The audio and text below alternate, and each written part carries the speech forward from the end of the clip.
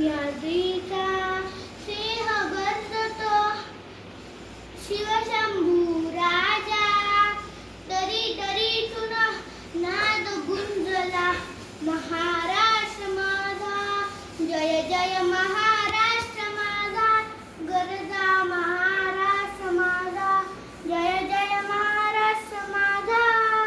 सर्वांना माझा नमस्कार. माझे नाव तन्वी प्रकाश लोखंडे आहे.